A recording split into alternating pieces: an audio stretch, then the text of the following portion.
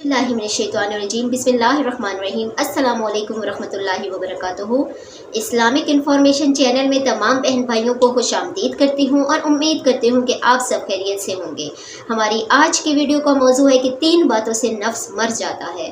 तो चलिए देखते हैं कि किन बातों से नफ्स मर जाता है और देखते हैं कि साकिब रज़ा मुस्तफ़ाई इसके बारे में क्या कह रहे हैं। तो चलिए स्टार्ट करते हैं आज की वीडियो और मुलाहिज़ा करते हैं। तो हमारे दो दुश्मन हैं जो हमें ज़्यादा मुस्तकीम से हटाते हैं, एक शैतान और दूसरा नफ्स। अब जब माह सियाम आया तो शैतान बांध दिया गया। अब हमारा मुकाबला सिर्फ नफ्स से है और ये नफ्स शैतान से भी बड़ा दुश्मन है। शैतान को शैतान बनाने वाला नफ्स है और वो हमारे साथ जुड़ा हुआ है। माह सियाम में शैतान तो बंध गया लेकिन नफ्स नहीं बंधा। अब हमें अपने नफ्स को कमज़ोर करके और अपनी फतह हासिल करनी है और तक़वे की मंजिल को पाना है। अब शैतान तो अल्लाह ने बांध दिया, अब नफ्स को कैसे बांधें? तो आइए नफ्स की बंदिश कैसे होगी ये किसी एक्सपर्ट से पूछेंगे कि ये कैसे इसको बांधेंगे, इसको कैसे काबू में करेंगे। तो किसी ऐसे शख्स से पूछें जो इस शोबे का माहिर हो। तो अल्लामा इकबाल के मुर्शद मुल्ला जलालुद्दीन रूमी अलैहि रहमा कहते हैं, आओ तुम्हें मैं एक मुआलिज का पता देता हूँ जो तुम्हें इस बीमारी का इलाज बताएगा और इसकी बंदिश के तरीके बताएगा। शेख रूमी अलैहि रहमा फरमाते हैं, हफ्त शहरे इश्क रा अत्तार गश्त माँ हनूज अंदर खमे यक पूचाम। इश्क के 7 शहर शेख फरीदुद्दीन अत्तार घूम चुके हैं और मेरे जैसा शख्स इश्क के पहले शहर की पहली गली के कोने पे खड़ा है। अब अंदाज़ा किए कि जिनका पता हज़रत मुल्ला जलालुद्दीन रूमी दे रहे हैं वो किस बुलंद मर्तबे पे फाइजुल मराम है। फरमाया कि वो इश्क के 7 शहर घूम चुके हैं और मैं पहले शहर की पहली गली की नुक्कड़ पे खड़ा हूँ। अब शेख फरीदुद्दीन अलैहि रहमा से पूछिए कि शैतान तो बंद गया, अब नफ्स का वबाल हमारे ऊपर पड़ रहा है और हम इसके बावजूद माह सियाम के अंदर गुनाहों में मुनहमिक हैं। तो हमें बताया जाए कि इस नफ्स का इलाज कैसे किया जाए। हमें आपका पता बताया गया है। तो शेख फरीदुद्दीन अत्तार बोले, नफ्स नतवा कुश्त इल्ला बासे चीज़ बात गोयम याद गिरश ए अजीर। नफ्स नहीं मरता लेकिन अगर 3 असले तेरे पास हों तो ये ठहर भी नहीं सकता। वो 3 असले कौन से हैं? खंजर खामोशी और शमशीर जू, नेज़ाए तन्हाई और तरके हुजू। खामोशी का खंजर, भूख की तलवार और तन्हाई का नेज़ा। ये 3 असले ऐसे हैं, अगर तू ये लेकर के नफ्स पे टूट पड़े तो फिर नफ्स का मुकाबला तेरे लिए आसान होगा। खंजर खामोशी, खामोशी का खंजर। अल्लाह के महबूब अलैहिस्सलाम ने फरमाया, मन सामिता नजा, जो खामोश हो गया वो नजात पा गया। क्योंकि इंसान की ज़िंदगी की ज़्यादा आफतें उसकी ज़ुबान की वजह से हैं।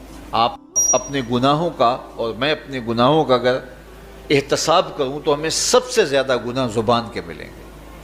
आँखें भी गुनाह करती हैं, हाथ भी गुनाह करते हैं, पाँव भी गुनाह करते हैं, लेकिन सबसे ज़्यादा गुनाह ज़ुबान करती है। झूठ भी बोलती है, ग़ीबत भी करती है, शिकवा भी करती है, गाली सब्बो शतम और क्या कुछ ज़ुबान के गुनाह हैं। इसीलिए अल्लाह के महबूब ने फरमाया, जो तुम्हारे 2 जबड़ों के दरमियान है यानी ज़ुबान और 2 टांगों के दरमियान है तुम्हारी पारसाई की जगह, तुम इन 2 चीज़ों की मुझे ज़मानत दे दो, मैं मोहम्मद तुम्हें जन्नत की ज़मानत दे देता हूँ। तो इंसान के सबसे ज़्यादा गुनाह ज़ुबान के हैं और उसकी पारसाई की जगह के।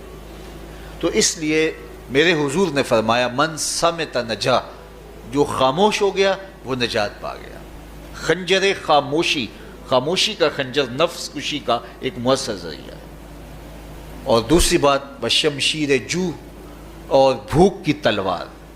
तो भूख से नफ्स का मुकाबला किया जा सकता है, भूख की तलवार से नफ्स का सर काटा जा सकता है। अल्लाह के महबूब का फरमान सुनिए, या माशर शबाब मन इस्तताअ मिनकुमुल बाअ फलयतज़व्वज फ़इन्नहु अग़द्दु लिलबस व अहसनु लिलफ़र्ज फ़मन लम यस्तति फ़अलैहि बिस्सौम फ़इन्नहु लहू विजाउन। ए जवानों के गरोह, تم میں سے اگر کوئی نکاح کرنے کی طاقت رکھتا ہے تو وہ دیر نہ کرے، فی الفور نکاح کر لے۔ یہ نظر کا اور پارسائی کا محافظ ہے۔ لیکن اگر تم میں سے کوئی نکاح کرنے کی فی الحال پوزیشن میں نہیں ہے تو وہ کثرت کے ساتھ روزے رکھے۔ روزے قاطع شہوات ہیں، تو بھوک سے نفس کو جو ہے وہ روکا جا سکتا ہے، اس کو لگام ڈالی جا سکتی ہے۔ تیسری بات، نیزہ تنہائی، تنہائی کا نیزہ، تو فرمایا گیا کہ العافیت فی العزلہ، کہ تنہائی کے اندر ہی عافیت ہے۔ جب مجلسوں میں غیبت کی بدبو پھیلتی ہو اور چغلی کا ماحول معاشرے کا جزو لا ینفک بن جائے اور مجالس کے اندر نظروں کی پاکیزگی کا قائم رہنا مشکل ہو جائے اور انسان کی زندگی کے اندر گناہوں کا بہت بڑا سبب مجلسی زندگی ہو تو پھر اس سے تنہائی بہتر ہے۔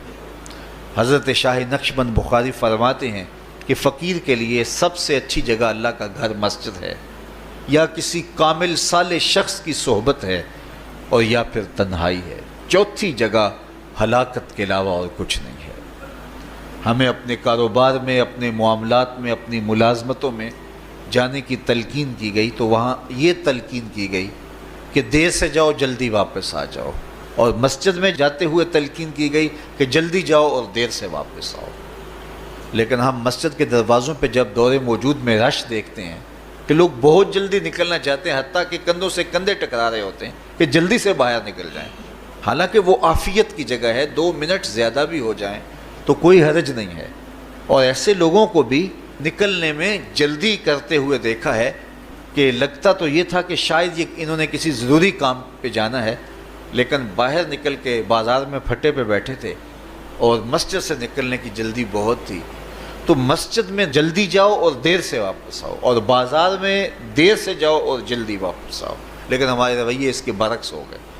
تو تنہائی میں عافیت ہے، خاموشی میں عافیت ہے، اور بھوک میں عافیت ہے، اور یہ ساری چیزیں روزے میں میسر ہیں۔ فرمایا تم سے اگر کوئی شخص الجھے، بحث کرے، لڑائی کرنا چاہے تو تم اسے کہو انی صائم، میں نے روزہ رکھا ہوا ہے۔ اسی طرح جو ہے وہ روزے سے آپ کو یکسوئی ملے گی، قرآن مجید کی تلاوت کا ماحول ہوگا اور تم بھوک کاٹو گے، اور یہ تینوں چیزیں تمہارے نفس کو کمزور کرنے والی ہیں۔ شیطان بند گیا، نفس کمزور ہو گیا، اور جب نفس کمزور ہو گیا، کمزور ہوتا ہے، یہ نفس مرتا نہیں ہے۔ یہ تو کوئی ہے باج فقیراں کسے نہیں ماریا، باہو ظالم چور اندر دا، یہ اندر والا چور جو ہے وہ اتنی آسانی سے قابو آتا ہی نہیں ہے، یہ پھر سر اٹھا لیتا ہے۔ اس کو جتنا کچلو یہ کچھ عرصے کے بعد تھوڑی سی خوراک ملتی ہے تو پھر سر اٹھا لیتا ہے۔ حضرت بایزید بستامی کہتے ہیں میں نے اپنے نفس کو ایک دن کہا کہ میں تجھے خوراک بھی نہیں دیتا اور تو پھر بھی موٹا تازہ ہے، تو میرے نفس نے مجھے کہا کہ اے بایزید جب تم بازار سے گزرتے ہو تو لوگ انگلیاں اٹھا اٹھا کہتے ہیں یہ بایزید جا رہا ہے، یہ بایزید جا رہا ہے، تو مجھے میری غذا اور خوراک اس سے مل جاتی ہے۔ تو یہ خوراک ہوتی ہے نفس کی۔ تو نفس بہت ظالم ہے اور ساری زندگی اس سے لڑتے ہوئے گزرتی ہے۔ وہ کسی نے کہا تھا نا تمام عمر طوفان سے کھیلتے گزری، نیا کے ڈوبنے کا ڈر بھی رہا۔